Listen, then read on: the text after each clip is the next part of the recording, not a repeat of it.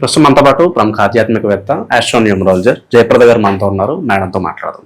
నమస్కారం. నమస్తే అమ్మా. శ్రీమాత్రే నమః. నక్షత్రాల సిరీస్ లో భాగంగా ఈ రోజు మనం శ్రవణ నక్షత్రం గురించి మాట్లాడదాం. ఏంటి మేడం ఈ నక్షత్రం యొక్క ప్రత్యేకతలు, వీళ్ళ లైఫ్ ఏ విధంగా ఉంటుంది? శ్రవణ నక్షత్రం అనేది చాలా విశేషమైన నక్షత్రము. మకర రాశిలో ఉంటుంది ఈ నక్షత్రం. రాశాధిపతి శని భగవానుడు, నక్షత్రాధిపతి చంద్రుడు. వినడము విన్నది ఎదుటి వాళ్ళకి వివరంగా చెప్పడంలో చాలా విశేషంగా లక్షణం వీళ్ళకి కలిగి ఉంటుంది అన్నమాట. అంటే చాలా ఓర్పు, సహనము, ఏం చెప్పినా చేసే అంత సామర్థ్యత ఉండే ఓపిక ఉండేవాళ్ళు నక్షత్రాలు ఇవి. కాకపోతే వీళ్ళకి ఎన్ని రకమైన ఇబ్బందులు ఈ కాలంలో వస్తాయంటే, శాస్త్రంలో, జ్యోతిష శాస్త్రంలో నక్షత్రం గురించి విశ్లేషణ చాలా విషయంలో వీళ్ళు చాలా ఉన్నతమైన స్థానాల్లో, ఉన్నతమైన పదవుల్లో ఉంటారని రాసి ఉన్నప్పటికీ కూడా ఆ ఉన్నతమైన పదవి రావడానికి వీళ్ళు చాలా కష్టపడాలి. ఒక్కొక్కసారి ఈ శ్రవణ నక్షత్రం వాళ్ళు ఎలా కష్టపడతారు అనేది అసలు ఇంట్లో వాళ్ళు కూడా అసలు నమ్మలేరు, అంత బాగా కష్టపడతారు. కానీ ఒక్కొక్కసారి ఏంటంటే వాళ్ళు ఎంత కష్టపడినా అదృష్టం కలిసి రాకపోవడం అనేది ఈ నక్షత్రం వాళ్ళకి. హార్డ్ వర్క్ అనేది 110% చేస్తారు వీళ్ళు. కాకపోతే ఏంటంటే అదృష్టం అనేది 10% ఈ జాతకానికి, ఈ రాశికి ఎప్పుడు కూడా. ఎందుకు అలాగా ఉంటుంది అంటే, మరి చాలా వరకు లగ్నాలు వీళ్ళకి సరిగా పడదు. 90% లగ్నాలు డిఫరెంట్గా పడతాయి. దానివల్ల ఈ ఇబ్బందులు. చాలా మంది నక్షత్రానికి యోగం బాగుంది, రాశికి యోగం బాగుంటుంది, కానీ ఎందుకు డిఫరెంట్ కైండ్ ఆఫ్ డిఫరెంట్ గా వీళ్ళు బాధపడుతుంటారు అంటే, ఓ శ్రవణ నక్షత్రం అమ్మాయిని తీసుకుంటే అత్తగారింట్లో అన్ని విధాల పనులు చేస్తుంది, అన్ని రకమైన సేవలు చేస్తుంది, అయినా ఈ అమ్మాయిని విషయంలో వాళ్ళు మార్క్స్ ఏమన్నప్పుడు తక్కువ వేస్తారు. ఎందుకంటే కొంచెం ఇంట్లో మాట్లాడినప్పుడు గట్టిగా మాట్లాడుతుంది, ఆ చేసిన సేవ అంతా పోతుంది. గట్టిగా తను మాట్లాడింది లేదా ఆ విషయాన్ని అడిగింది అంటే పాయింట్ టు పాయింట్ అడుగుతుంది. గట్టిగా వాయిస్ రాకపోయినా పాయింట్ టు పాయింట్ అడుగుతారు, అది కూడా నచ్చదు. దానివల్ల ఆ పాయింట్ ఎందుకు అడిగారు అని చెప్పేసి వీళ్ళకి ఉన్నది ఏంటంటే ధర్మంగా ఉండటము, ఏదైనా సరే ఉన్నది ఉన్నట్టు చెప్పడము, ఆ ఉన్న విషయాన్ని అడగకుండా వదిలేసి మన మనసు దాచుకుంటే ఏమొస్తుంది, అది అడిగితే దాని విషయం ఎవరిని తెలుసుకోవాలి కదా అనుకోండి. ఈ తెలుసుకునే విషయంలో ఎదుటి వాళ్ళని వీళ్ళని తప్పుగా అర్థం చేసుకునే అవకాశాలు ఎక్కువగా ఉంటాయి. వీళ్ళు చేసే ప్రతి ఒక్క పని వాళ్ళు తప్పుగా అర్థం చేసుకుంటారు. ఇది అమ్మాయిల విషయంలో. ఇక అబ్బాయిల విషయంలో వచ్చినప్పటికీ శ్రవణ నక్షత్రం 110% కష్టపడిన అదృష్టం కలిసి రాకపోవడం అంటే ఉంటుందా, అది వీళ్ళకి ఎక్కువగా ఉంటుంది. ఎంత కష్టపడతారంటే ప్రతి విషయంలో వీళ్ళకున్న నాలెడ్జ్ ఎవరి ఉండదు, అంత సేకరణ చేస్తారు ప్రతి ఒక్క విషయాన్ని. ఇప్పుడు మనం మీరు అన్నట్టు అందరూ ఏ ChatGPT ఇవన్నీ కొడితే ఎలా వస్తాయో వీళ్ళ బుర్రలో అలా ఉంటాయి. జస్ట్ వాళ్ళని కదిపి ఇలా అడిగామనుకోండి, అన్ని విషయాలు వివరంగా దాన్ని ఇలా చేయొచ్చు, ఇలా చేయొచ్చు, అలా చేయొచ్చు. మరి ఇన్ని చేసిన వాళ్ళు ఇన్ని తెలిసిన వాళ్ళు ఎందుకు రావట్లేదు అని అంటే వాళ్ళకి అదృష్టం ఉండదు, అందువల్ల వాళ్ళు కలిసి రాదు. అదే వాళ్ళ ఐడియాస్ వేరే వాళ్ళకి ఇస్తే ఖచ్చితంగా వాళ్ళు 100% సక్సెస్ సాధిస్తారు. అది వీళ్ళకి ఇంప్లిమెంటేషన్ అవ్వదు, ఎందుకంటే వీళ్ళ జాతకంలో యోగాలు తక్కువ, అదృష్టం తక్కువ, అందువల్ల జరుగుతాయి. ముఖ్యంగా వీళ్ళు ఏంటంటే ప్రతి విషయంలోని భగవంతుడి మీద ప్రార్థన చేస్తే తప్ప డిపెండ్ అవ్వరు. ఇప్పుడు అడగని అమ్మాయి అన్నం పడుతుంది కదా, అలా వీళ్ళేమో దేవుణ్ణి నాకు అది ఇచ్చే ఇది ఇచ్చే అడగరు. ఓకే, దేవుని నమస్కారం చేస్తాం, పూజ ఎలా చేసేస్తాం అంతే, కానీ అడగరు. ఆ అడగకపోవడం అనేది ఏంటంటే జనరల్ గా వాళ్ళకు ఉండే చిన్నపాటి ఈగో. ఏది అడగకుండా ఆయన తెలుసు కదా పుట్టించడం ఆయన అని చెప్పేసి. ఎందుకంటే కర్మ సిద్ధాంతం ఎందుకు వస్తుంది వీళ్ళకి అంటే, శని భగవాన్ ఒక కారకత్వం ఉంది కనుక తెలుసు ఆయనకి ఏమి ఇవ్వాలో ఆయన ఇస్తాడు, మళ్ళీ స్పెషల్గా అడిగేది ఏంటి తెలియదు ఆయనకి, ఆయన ఇస్తాడు టైంకి అని చెప్పి అనుకుని వదిలేస్తారు.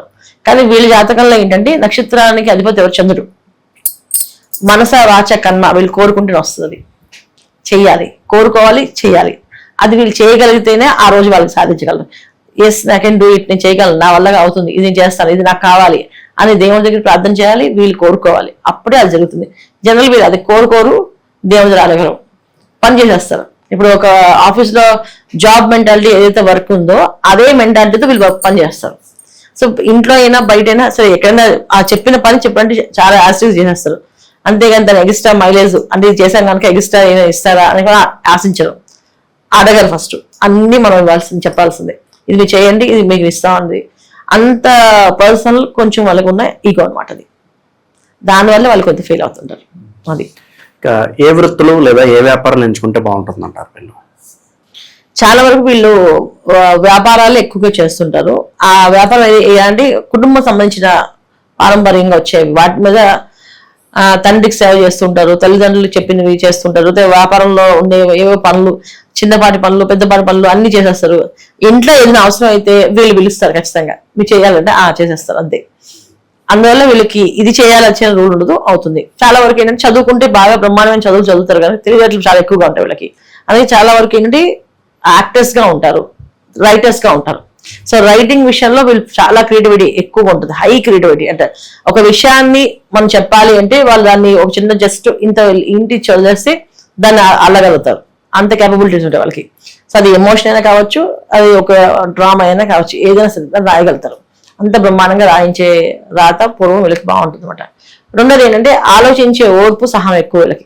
ప్రతి విషయాన్ని ఎనాలిసిస్ చేసుకుంటారు వాళ్ళు ఎందుకు ఈ సిచ్యువేషన్ వచ్చింది, ఎందుకు ఇలా జరుగుతుంది అని చెప్పి వాళ్ళు అనాలిసిస్ చేసుకుంటారు. ఇది వీళ్ళకి ఉండేది. అందువల్ల ప్రొఫెషనల్గా మనం తీసుకుంటే అన్ని రంగాల్లో లగ్నాలు బాగుంటే బ్రహ్మాండంగా ఉంటారు. మనం చాలా వరకు పెద్ద పెద్ద పదవుల్లో సలహాదారులుగా ఉండేవాళ్ళు వీళ్ళే, పెద్ద పెద్ద రాజకీయ నాయకులు వెనకాల సలహాదారులుగా ఉండేవాళ్ళు వీళ్ళే. కొన్ని మీడియాల్లో కూడా పనిచేసే వాళ్ళు, మీడియాలో ఏ కంటెంట్ పెడితే బాగా వెళ్తుందని చెప్పే అనాలిసిస్ చేసే వాళ్ళు కూడా శ్రవణ నక్షత్రం వాళ్ళే. వీళ్ళకి వివాహ యోగం సాధారణంగా ఏ ఏజ్ లో వస్తుంది అంటారు మేడం? వీళ్ళు నోటితో ఏదైనా అంటే అది జరుగుతుంది. వీళ్ళు 10 సార్లు పెళ్ళొద్దని చెప్తారు, అందువల్ల పెళ్ళి అవుతుంది చాలా వరకు. శ్రవణ నక్షత్రం వాళ్ళకి వివాహం అనేది చాలా ఆలస్యం అవుతుంది. ఎందుకు ఆలస్యం అవుతుంది? చంద్రమహాదశ పుట్టడంతో ఉంటుంది. చంద్రమహాదశ కుజమహాదశ, అది చిన్నప్పటి చదువుల్లో వాటిలో వెళ్ళిపోతుంది. తర్వాత రాహు దశ, ఈ రాహు మహాదశ అనేది వీళ్ళకి యోగిస్తే ఒక దారిలో ఒక సెటిల్మెంట్ అయ్యి మంచిగా వస్తారు. లేకపోతే ఇక గురుమహాదశ, రాహుమహాదశతో వచ్చిన గురుమహాదశ వచ్చింది చూడండి, అది జనరల్గా వీళ్ళకి యోగించదు. చాలా వరకు 90% యోగించదు, దానివల్ల ఇబ్బంది పడతారు. సో అందుకే పెళ్ళిళ్ళు కావు. సో కెరియర్లో గ్రోత్ రాదు, గ్రోత్లో ఎంత కష్టపడినా ఆ గుర్తింపు అనేది రాదు. ఇవన్నీ కూడా గురు మహాదశ వీళ్ళకి, అదొక ప్రాబ్లం వాళ్ళకి. తర్వాత మళ్ళీ గురుమహాదశ వచ్చే శని మహాదశ వీళ్ళకి కలిసి వస్తుంది. ఆ శని మహాదశ వచ్చేటప్పటికి వీళ్ళకి 40 years 45 years వచ్చేస్తాయి. అందుకే శ్రవణ నక్షత్రం వాళ్ళు చిన్నప్పుడు ఎంత కష్టపడినా ఒక 45 ఏళ్ళ తర్వాత లైఫ్ స్టార్ట్ అవుతుంది వాళ్ళకి. కొంతమందికి 45 ఏళ్ళ తర్వాత ఆగిపోతుంది లైఫ్. ఇంకా అంతే, సంపాదించి సాధించింది అంతా అయిపోతుంది. మళ్ళీ ఒకసారి ఉద్యోగం పోతుంది చాలా మందికి. మా వారికి అప్పుడు ఉద్యోగం పోయింది, ఇంకా ఉద్యోగం రావట్లేదండి, ఎందుకు రావట్లేదు, ఎందుకు చేయలేకపోతున్నారు, ఎందుకు రావట్లేదు అంటే వీళ్ళకి చంద్రమహాదశ, కుజమహాదశ, తర్వాత వచ్చే రాహుమహాదశ కలిసి వచ్చింది అనుకోండి. సో ఈ మొత్తం ఈ దశ అయినప్పటికీ ఆయన వాళ్ళ సెటిల్మెంట్ కెరీర్ స్టార్ట్ అయిపోతుంది. కెరీర్ ఇంకా అక్కడ ఆగిపోతుంది అనమాట. గురుమహాదశ మిడిల్లో ఉంటుంది వాళ్ళకి. కొంతమంది గురుమహాదశ స్టార్ట్ అవుతుంది, కొంతమంది గురుమహాదశ ఆగిపోతుంది. ఇది జరుగుతుంది. అందువల్ల 40 years లోపు లేదా 40 years తర్వాత లైఫ్ అనమాట ఈ మకర రాశి, ఈ శ్రవణ నక్షత్రం వాళ్ళకి. హెల్త్ అండ్ ఎడ్యుకేషన్ పరంగా ఎలా ఉంటుంది అంటారు? ఎడ్యుకేషన్ అయితే బ్రహ్మాండంగా ఉంటుంది, ఇబ్బంది లేదు. వాళ్ళు ఏది ఇచ్చినా చదివేస్తారు. వాళ్ళు మామూలు చదవరు వాళ్ళు. అదే చదువు మనకి ChatGPT ఇలాగే అన్నమాట వాళ్ళు మనకి. సో సైలెంట్ గా ఉంటారు, సైలెంట్ గా వాళ్ళు చేయాల్సిన పనులు చేసేస్తుంటారు. సో ఎక్కువగా అమ్మాయిలు శ్రవణ నక్షత్రంలో వాళ్ళు ఎక్కువగా మాట్లాడతారు. వాళ్ళు మాట్లాడే విధానాన్ని చూస్తే ఎదుటి వాళ్ళు ఇంకా నోటి అవకాశం ఉండదు అనమాట. అన్ని పాయింట్స్ వాళ్ళు అడగకుండా క్వశ్చన్ ఆన్సర్స్ అన్ని ఇచ్చేస్తారు వాళ్ళు. సో అందుకని ఛాన్సే ఉండదు, బ్రహ్మాండంగా ఉంటుంది. ఇంకా అదృష్టం మాత్రం కష్టమే. ఈ అదృష్టం వాళ్ళ జాతకాన్ని లగ్నం బట్టి చూసుకోవాలి తప్ప లైఫ్ లో వీళ్ళు ఇన్ని క్వాలిటీస్ బ్రహ్మాండంగా ఉండికుండా సాధించలేని వాళ్ళు శ్రవణ నక్షత్రం వాళ్ళే ఉన్నారు. అది ఇక వీళ్ళు లైఫ్ లాంగ్ చేసుకోవాల్సిన పరిహారాలు ఏంటి మేడం? లైఫ్ లాంగ్ భగవంతుడి ప్రార్థన, మనకేం కావాలో అడగాలి ఖచ్చితంగా. వాళ్ళు ఏదైతే అడుగుతారో ఆ కంటిన్యూగా ప్లాన్ చేస్తారో, డ్రీమ్ చేస్తారో అది వాళ్ళు సక్సెస్ సాధిస్తారు.